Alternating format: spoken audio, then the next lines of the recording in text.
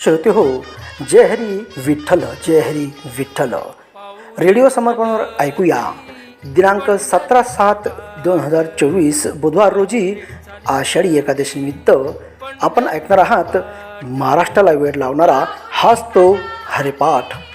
गायनाचार्य श्री हरिभक्तपरायण ईश्वर महाराज घोमटे, राहणार पुणे, तालुका मोताळा, जिल्हा बुलढाणा. सहगायक दयाराम महाराज पानझाडे आणि गणेश महाराज लोखंडे.